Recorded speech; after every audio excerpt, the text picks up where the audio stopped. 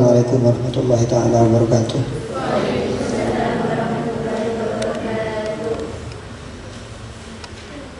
Bismillahirrahmanirrahim.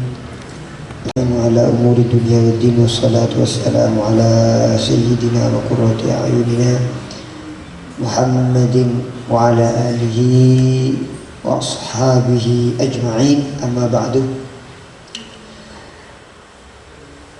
Puja dan puji syukur kehadirat Allah Subhanahu wa ta'ala yang telah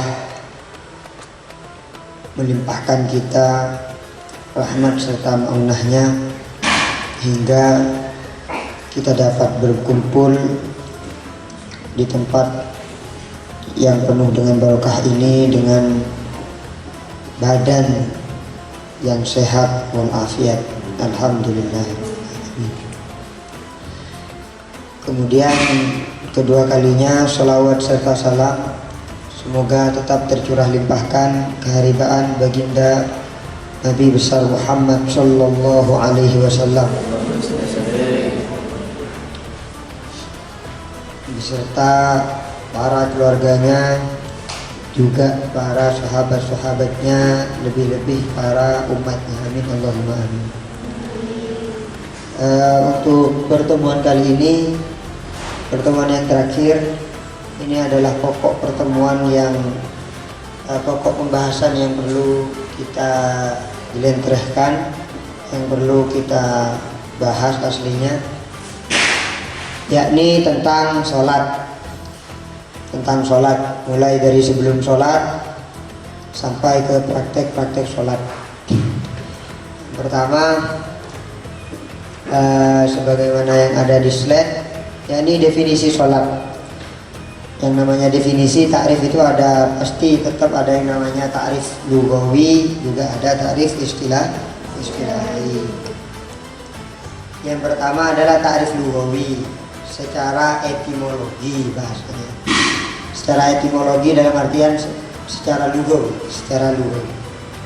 Secara bahasa, sholat itu ada beberapa versi ulama yang mengatakan makna dari sholat itu secara bahasa. Ada yang memaknai sholat adalah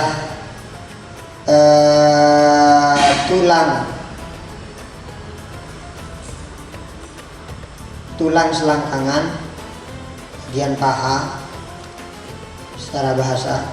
Ada yang memaknainya as-silah, yakni hubungan. Makanya sholat itu adalah hubungan, silatun bainal abdi wa rabbih, hubungan antara hamba dan Rabbnya, dan penciptanya.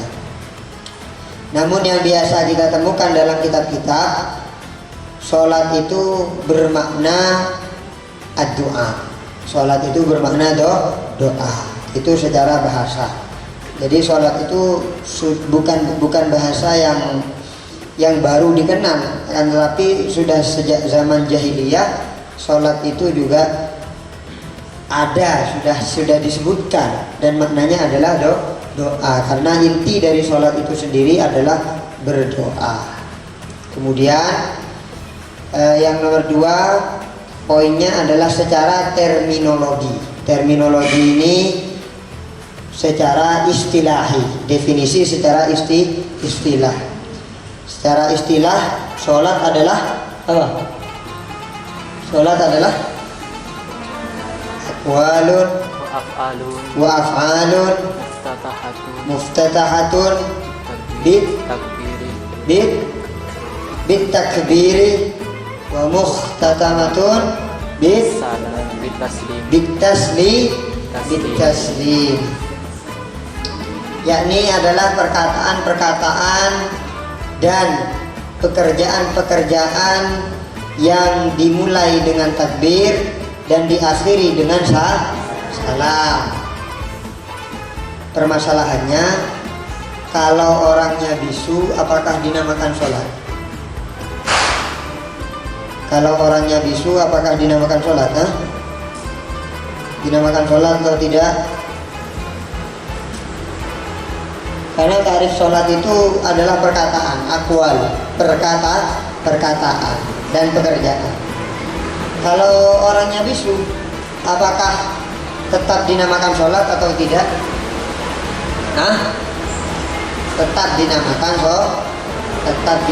sholat. Karena ulama menambahkan ta'rif itu dengan lafaz aslan wa hukman, atau ada yang menambahi ghaliban. Secara hukum saja dianggap berbicara. Orang yang bisu ya seperti itu. Maka orang yang bisu sholatnya sebisa mungkin menggerakkan mulutnya dan tetap membaca di dalam hatinya sebisa mungkin. Karena tetap berkewajiban sholat. Yang tidak berkewajiban sholat itu hanya satu, selain orang mati, yakni satu orang, yakni orang yang lahir dalam keadaan buta, bisu, tuli. Maka kalau sudah seperti itu tidak terlalu, karena sumber ilmunya tidak ada. Sumber ilmunya manusia itu kalau tidak dari telinga, maka dari mata. Dua itu sumber utama ilmunya seseorang. Kalau bukan dari telinga, maka dari mata. Maka kalau orang lahir memang dalam keadaan telinganya tuli, matanya buta, lebih bisu misalkan, maka tidak ada kewajiban sholat. Ya. Itu secara terminologi, secara istilah. Jadi masuk semua, aqwal, af'al itu masuk. Secara hukman ya, kalau akhros itu secara hukman. Mungkin lanjut. Adab-adab sebelum sholat. Ini perlu diperhatikan. Yang perlu diperhatikan sebelum kalian semua sholat, kita semua sholat, maka ada adab-adab yang harus kita penuhi dan harus kita tekankan. Yang pertama adalah merasa berada di hadapan Allah. Karena sholat sebagaimana yang dikatakan oleh ulama secara lugawinya adalah silatun bainal abdi wa rabbih, yakni hubungan antara hamba dan penciptanya dan Rabbnya. Maka kalau kita ingin mengadu kepada Allah misalkan, maka yang paling dekat yakni dengan cara sholat.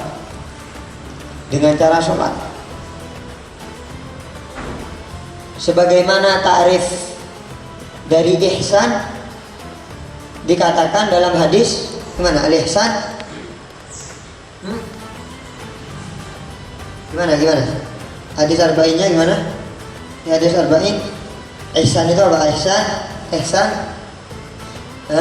anta buddha. Terus berapa abah ini? Kelas 4. Ini pun kelas 4 dah.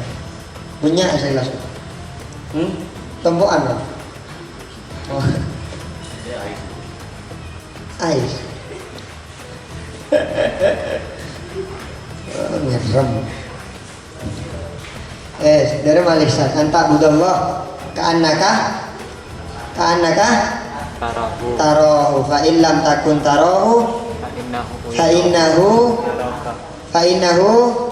yaraka. Begitu hakikatnya beribadah, sebagaimana hadis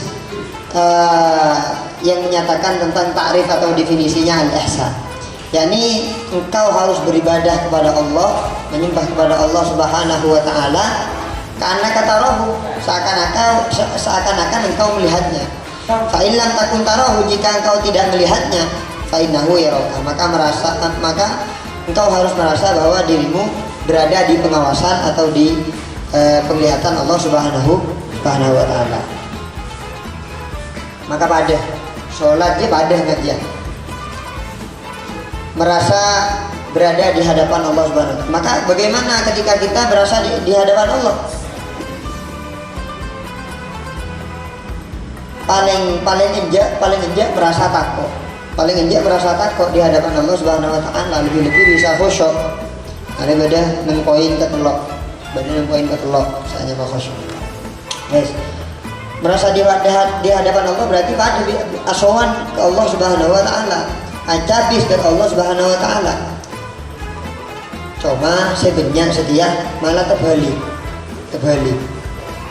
Mung nyabis dak kiai nah misalkan brosur tak takon, tak zimah tak bangal saya awas ngawas misalkan saya celanaan kan tak bangal, tak bacaan tak bangal nyabis ke kiai nah kan deh.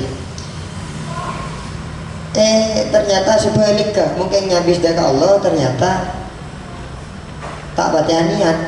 Dalam artian apa? Kadang lah sholat ngangkui kaos misalkan ngangkui kaos, atau sebelum sholat sempat agak gak ada nah area saya terbalik. Seharusnya berada di hadapan Allah harus lebih takut, lebih merasa khauf daripada berada di hadapan kiai, karena kiai sama-sama makhluk Allah, Nah ini lebih dari itu. Makanya jangan sampai terbalik ya. Yes. Yang kedua adalah merasa sholat yang ia lakukan adalah sholat terakhir. Maka dalam hadis dijelaskan sallu sholata muwaddi'in. Sholatlah kalian semua sebagaimana sholatnya orang yang mau berpisah dari dunia. Maka merasa bahwa sholat yang kalian kerjakan, yang kita kerjakan saat itu adalah sholat yang terakhir yang bisa kita kerjakan. Nyaman orang sholat terakhir kan ikap diaki. Orang merasa abang lah terakhir di nentunya, maka ibadah biasanya ikap diaki. Maka begitu juga sholat harus kalian merasa bahwa sholat saya sekarang ini adalah sholat yang terakhir. Aslinya tak kau tunung sholat, semua ibadah seperti itu. Amal dengan para sahabat amal. Ini hadis, cuma saya setara dengan hadis maknanya. I'mal li dunyaka ka'annaka ta'ishu abadan, wa'mal li akhiratika ka'annaka tamutu ghadan ya. Beramallah untuk duniamu seakan-akan engkau masih hidup panjang di dunia, hidup selamanya di dunia. Wa'mal li akhiratika, dan beramallah kalian untuk akhiratmu ka'annaka tamutu ghadan, seakan-akan engkau akan mati besok. Maka begitu anjuran para ulama dalam beribadah, tidak harus dalam sholat. Beda halnya kalau dalam hal dunia, main misalkan, atau nyari dunia, nyari beseng misalkan. Maka seakan-akan hidup masih panjang. Bagaimana kalau hidup masih panjang? Ya berarti masih bisa kita lakukan untuk esok hari. Tak usah kapiaki masalah itu. Yes. Yang selanjutnya adalah melepas semua pikiran selain Allah. Riya hakikat khusyuk riya aslina maknanya adalah hati selepas dari selain Allah, saya fokus ke sholat, saya fokus amunajat ke Allah Subhanahu wa ta'ala. Sekarang tak ingat apa-apa ketika sholat. Sebisa mungkin payah langkapi pikiran. Sekarang sholat tak mikirin HP, tak mikirin PC, tak mikirin lapar ya, tak mikirin kenyang misalkan, tak mikirin si akemiyah misalkan cumi misalkan, tak mikirin si kayak tabu ila kirihi. Maka mungkin lapar yang akan kada baru asolat. Tapi ulama apa? Qaddimul asya qabla al-isya. Atau boleh saya ngelang lagi qaddimul al-asya qabla al-isya. Makan malam sebelum sholat isya. Maksudnya apa? Mungkin abad terongah karena abad lapar, maka makan kada baru asolat. Cek balik asolat kada baru makan. Benih masalahnya mendahulukan dunia daripada akhirat, benih Beni mendahulukan ngakan daripada sholat beni, tapi maklai masih tuh ketika sholat maklai ongku khusyuk. Nah itu dia. Aja mungkin terongkan. Nah mungkin latar terona misalkan, maka pamarek ada hajat tunya pamarek ada ngakan pamarek ada baru mereka sholat. Area saja mau khusyuk. Khusyuk dia memang dari lambat. Beda cerita saya tak khusyuk. Orang ada arak gerak ketika sholat gerak akhirnya kata Nabi apa lau khusyaat lau khusya'a qalbuha la khusyaat jawarihu. Andaikan hati orang yang khusyuk maka bisa ya tengok kelawan dohir betena tak kira arak gerak itu sebelum sama mulai karena tak bisa khusyuk khusyuk minimal khusyuk. Karena semua itu berawal dari belajar. Al ilmu bit ta'allum, was sabru bit tasabbur, wal hilmu bit tahallum. Ada dia al khusyuk bit takhasyuk harusnya. Ilmu ya kalau belajar, as-sabru bit tasabbur, sabar ya. Sabar harus dimulai dengan pura-pura sabar. Tak bisa langsung sabar. Innama sabru inda sadamatil ula larang. Harusnya sabar itu harus dimulai dengan pura-pura sabar. Misalkan secara hati tak teger, misalkan tak sabar, ya minimal lanang luar terlihat sabar. Pada mung sosial misalkan, maka sekarang kelihatan senang makanya Nabi Isa ya atau bagi mungkin apa sah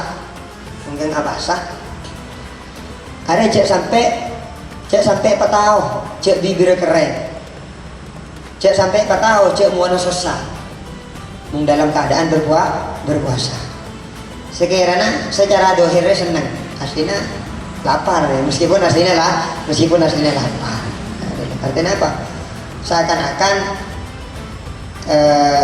biar dinilai secara dohir orang itu dalam keadaan senang. Khusyuknya banyak ulama cerita khusyuk ulama karena khusyuknya menentukan sholat ya. Maka itu buaki sholat orang ini biqadri ta'akkul tergantung dari khusyuk. Cara khusyuk banyak. Sholat itu apa? Tadabbur makna sholat. Makna saya baca dalam sholat. Bertadabbur abang dia merasa iawasin oleh Allah Subhanahu wa ta'ala. Ada khusyuk. Mengulama lamba cerita aki beda ceritana Habib Ali Zainal Abidin. Ada kata orang Kanjeng Nabi. Kata orang Sayyidina Ali. Aja mungkin ketika sholat pernah hitung tempo sholat. Roh mana kebakar? Roh mana kebakaran. Ternyata mari kebakaran untung ki selamat. Karena bisa Ali Zainal Abidin ketika itu dalam keadaan sholat dan beliau tetap melanjutkan sholat. Tak ada ban kita Berapa apa titik atau lain kan ketika sholat minimal. Mungkin takut misalkan pas betul lagi sholat itu. Nah aja. Ali Zainal Abidin ketika itu meskipun dalam keadaan kebakaran tetap melanjutkan sholatnya. Setelah selesai sholat ditanyakan oleh orang-orang, kenapa sampean tidak membatalkan sholat sampean? Akhirnya dijawab, syagholatni an-narul kubura anin naris subur. Saya sudah sibuk, pikiran saya sudah sibuk, takut saya masuk ke api yang lebih besar daripada api yang seperti ini. Karena api yang seperti ini hanya api yang kecil. Api yang lebih besar apa maksudnya? Yakni neraka. Karena beliau merasa ketika itu berada di hadapan neraka, takut mungkin kalau kebakaran rumah apa ini tak seberapa dengan panasnya api neraka. Maka ulama-ulama lambat dia, para sahabat lambat dia mungkin operasi dan mungkin amputasi sokoh misalkan ya. Sokoh misalkan kening penyakit misalkan, maka amputasi. Mengamputasi saja nyaman. Beda apa namanya? Beda alat-alat ya. Bisa suntik mati rasa, bisa hari sekiranya tak sakit sekiranya tak sakit. Lah mungkin cara amputasi atau cara operasi sahabat dan para ulama lembek salah hitungnya cerita kaki pernah hitung tempo aja terus amputasi karena kakinya ketika itu mengidap penyakit yang menjalar dan harus dipotong karena tak kuat. Mungkin dalam keadaan biasa tak kuat karena saking ada alat khusus lah, ada alat khusus. Akhirnya ngucak kan amputasi akhir apa kan sokoh, potong apa kan sokoh pakai pedang. Oh iya bila ketika engkau sholat karena ketika engkau sholat akhirnya merasa tenang, tak merasa mikirin apa-apa. Akhirnya ya potong sokohnya ketika sholat. Pada pencerita sahabat lambat ketika tangan area banyak anak panah yang mengenai punggungnya ketika itu. Mungkin cabut langsung sakit, sakit. Akhirnya ada teman, ya solusinya situng, sholat. Ketika engkau sholat, cabut kaki ya. Saya nancap katang tengah cabut kaki. Maka dicabut oleh temannya ketika beliau melaksanakan sholat. Karena ketika sholat merasa senang, gak ingat yang namanya dunia, hanya menyatukan pikirannya kepada Allah Subhanahu wa Ta'ala. Bisa kosong saja, bisa mantar bisa. Amin Allahumma ya, minimal ya ngaji guru takhasyuk sama khosok sabar. Kalau minta sabar ya pura-pura sabar, dermawan maka pura-pura dermawan, tak loman misalkan maka pura-pura loman, gerak ini. Jadi misalkan kakek sedekah ternyata ngalah dari kantongan saya keluar merah misalkan. Saya keluar merah. Saya pemasuk apa boleh todus ya. Saya pemasuk apa boleh todus. Maka masuk aki tak apa manggil tak loman kakek, manggil tak bate ikhlas deh. Karena di budi ini insyaallah ikhlas di. Ini lah masuk deh. Jadi kaki apa nih ikhlas? Iya. Maka perlu lomannya perlu pura-pura. Semuanya memang banyak yang berawal dari pura-pura. Sabar, ya pura-pura sabar. Khusyuk, ya pura-pura khusyuk. Dermawan, ya pura-pura dermawan. Sebisa mungkin. Kemudian selanjutnya berjalan dengan tenang ke tempat sholat. At-tawqir was sakinah. Ad-dhahab bis sakinah wal waqar. Jadi saya terbagi deh. Caru keburu mung bisa. Mung sekiranya nyapo, tak nyapo iber tak. Mung sekiranya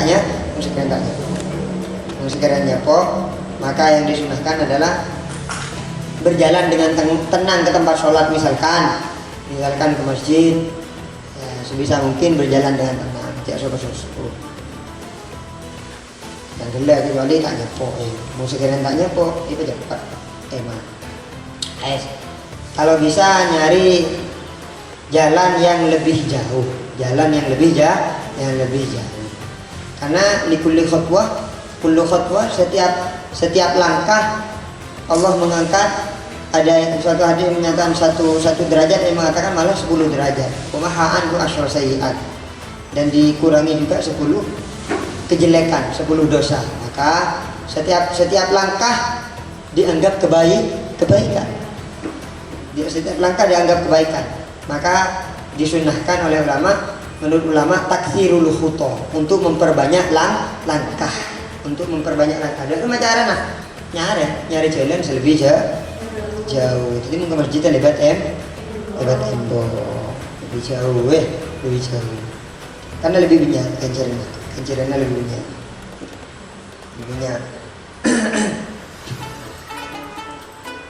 Dan unik ini sekiranya keciling banyak orang, lebih baik nyari saya ada orang, lebih baik nyari jalan sesat teh. daripada ciling minyak korek mungkin ini mungkin pakai satu senyum ini dia bagi satu baki ya sunnah takfirul hutor mau sepedaan ada rumah mobil ada rumah pada yang ke maka kata guna ulama bitakdiril khutwah maka dikira-kirakan kalau berjalan berapa langkah karena kata guna ulama mungkin orang yang andi sepeda atau andi kendaraan tapi lebih milih jalan maka pada saat sebuah it'abun nafsi soalnya soal kira andi keutamaan andi kenikmatan dari Allah tak yakui andi kenikmatan dari Allah yang berupa kendaraan kok nggak dipakai karena pada situ ulama dia terbagi ngaji mungkin orang ki milih jalan padahal orang yang di kendaraan kita abu nafsi maka tetap pahalanya sama tapi sebenarnya ulama atau bagi tetap itu senyaman sepedaan nyaman tak usah saya jalan ya les ajruki ala qadri nasobiki Nabi dan saya pahalamu sesuai dengan lelahmu tambah lesok tambah banyak ajarnya tambah jauh tambah banyak ajar selanjutnya merapikan pakaian maka sebisa mungkin sebelum melaksanakan sholat ataupun ibadah apapun sebenarnya maka sama seperti yang saya katakan tadi bagaimana hadis tentang ihsan maka seakan-akan engkau ketika itu menghadap kepada Allah bagaimana menghadap kepada Allah maka Imam Ghazali mencontohkan di Ayyuhal Walad kakir ya harusnya ketika ibadah pada bi kakek mungkin ngadep ke raja mengadep ke pemerintah daerah mungkin ngadep ke pemerintah maka yang diperbaiki adalah zohirnya secara zohir bagus pakaian nyaris bagus minyak wangi nyaris rokok misalkan karena bekalnya tengok di raja maka begitu pula ketika orang ingin menghadap kepada Allah ketika beribadah maka harus diperbaiki secara batin yang utama secara batin secara ateh untuk diperbaiki lebih-lebih bisa secara batin secara zahir karena innallaha jamil yuhibbul jamal wallahu nadhif yuhibbun nadhafah Warya senang innallaha thayyibun la yaqbalu illa thayyiban Allah ya bagus bentak nerima kecuali barang-barang sebagus maka sebisa mungkin bagus kelampinnya bagus mengkelampingan kuwi telu are cak kuwi iso salat asalen enggak ada asalen mari dia apa ya boleh tak apa lebih-lebih ketika berjamaah baik jemaah sholat ataupun jemaah apa baik misalkan antara ke majlis atau antara pol-pol di kancana maka terbun ulama apa sunnah untuk tatayyub sunnah untuk menggunakan hal-hal yang wangi menggunakan hal-hal yang baik neser kancana mandi ada minimal mandi ada karena ijtima sunnah untuk ijtima untuk perkumpulan itu sunnah rapi pakaiannya rapi lebih-lebih ketika sholat id sholat id maka sebisa mungkin nyari baju yang baik nyari baju yang bagus sebisa mungkin tapi kalau sekiranya akan dilihat oleh orang-orang fakir dan oleh orang-orang miskin yang tidak mampu untuk membeli baju maka lebih baik jangan terlalu ditampakkan ulama dari Imam Nawawi ngerti ya karena takut sakit hati takut orang-orang miskin orang-orang fakir gila sakit hati mungkin ngeling lampin bagus tapi takut sakit hati yes kemudian ini harusnya ini dulu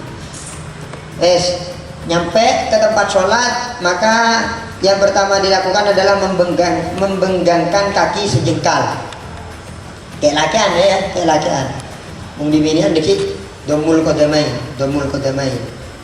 apa situ sejengkal praktek kaki situ Saprong. Segini. Yin. Majuin.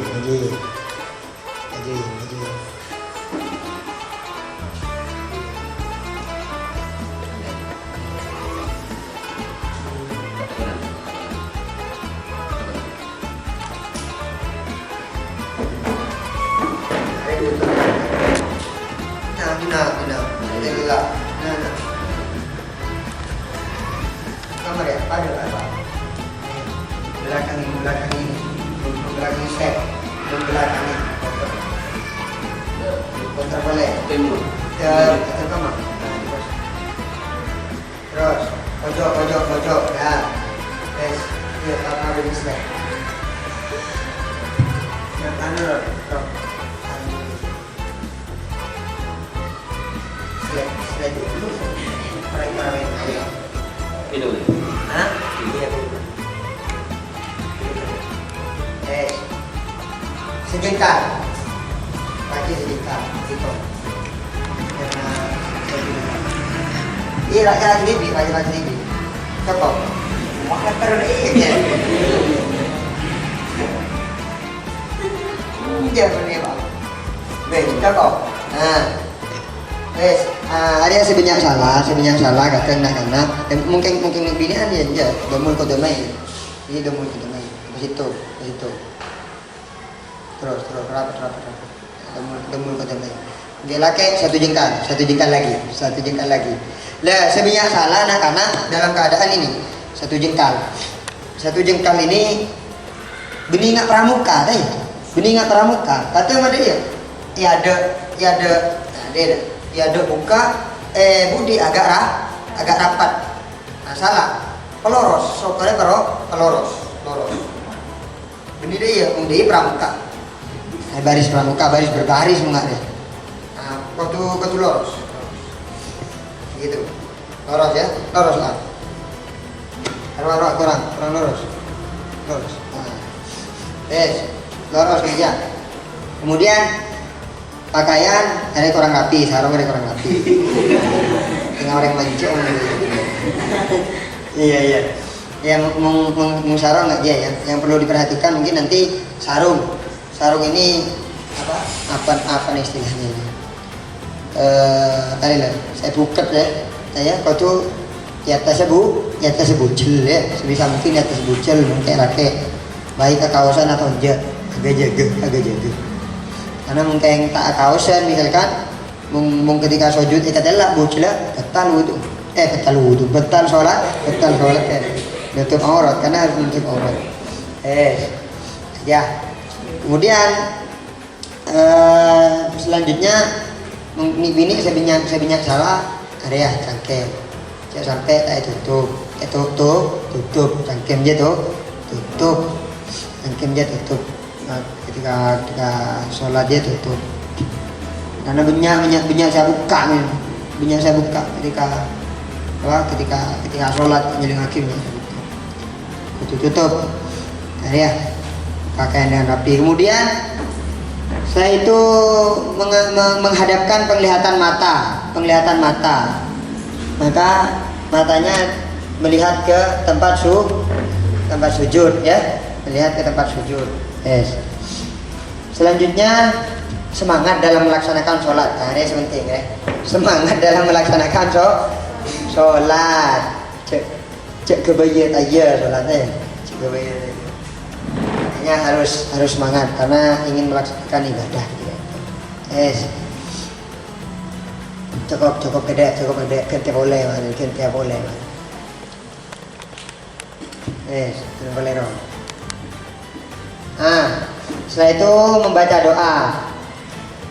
doanya ini yang pertama adalah menghadap kiblat, tetap ya pasti menghadap kiblat. Ini doanya ketika berdiri, Bismillahirrahmanirrahim. Allahumma atini afdhala ma tu'ti ibadakas sholihin. Bismillahirrahmanirrahim. Allahumma atini afdala ma tu'ti ibadakas sholihin. Nah, selanjutnya membaca surat An-Nas. Ada bacaan para ulama sebelum sholat. Membaca surat An-Nas. Baca fi Bismillah.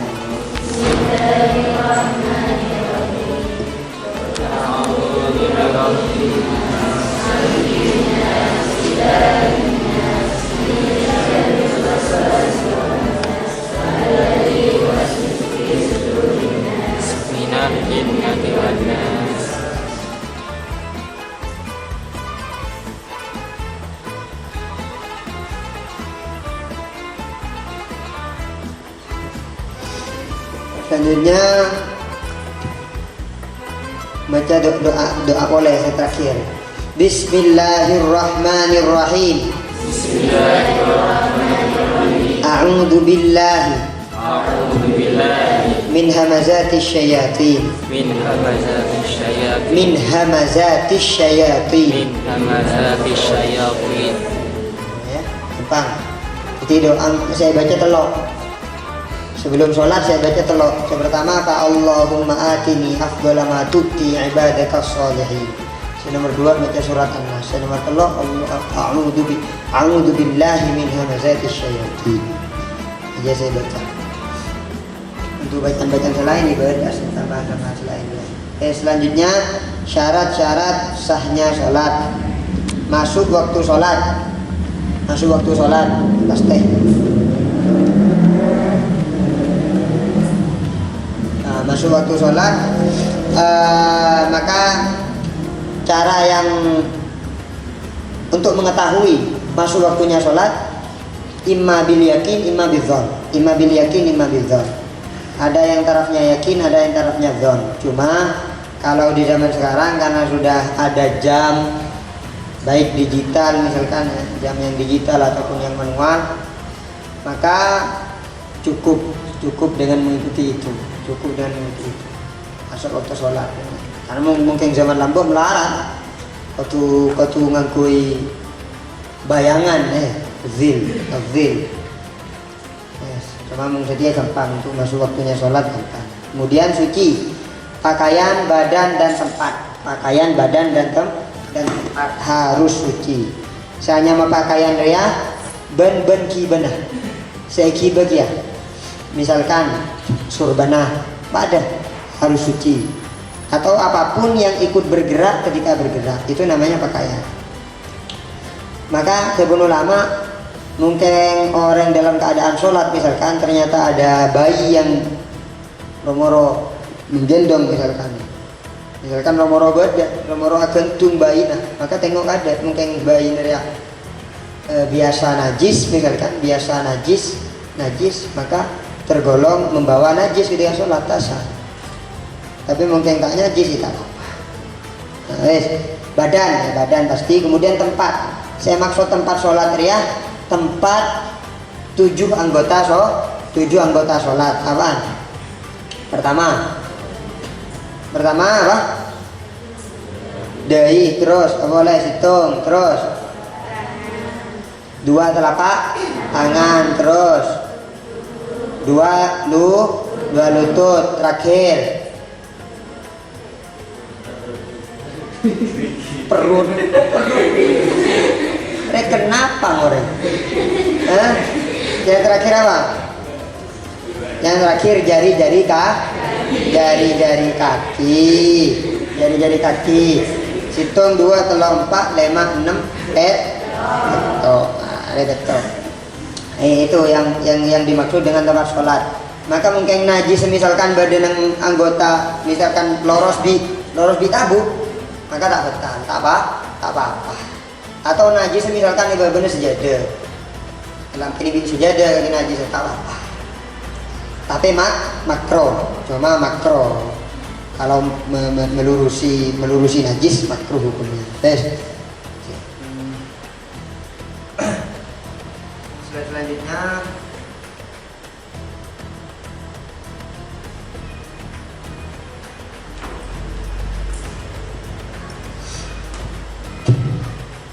suci dari hadas ya biasa wudhu, kemudian menutup aurat. Menutup aurat seperti tadi. Kalau yang laki-laki maka menutup aurat itu kewajibannya adalah menutup dari atas dan pinggir. Kalau dari bawah tak apa-apa. Jadi tak kudu tutup bebe aja. Apa manggil ketelak dari bebe. Iya soalnya lambangan cangkruk kan, deh. Mau lambangan cangkruk kan. Bukan yang terdiri bebe tak apa-apa. Namun kalau dari atas, dari pinggir itu enak. Maka perhatikan tadi itu sarung, keadaannya sarung maka lipatannya harus berada di atas pusar. Kalau yang perempuan mungkin yang lebih diperhatikan ya, dagu sekiranya tertutup karena tergolong aurat meskipun sebagian ulama mengatakan tidak. Budaya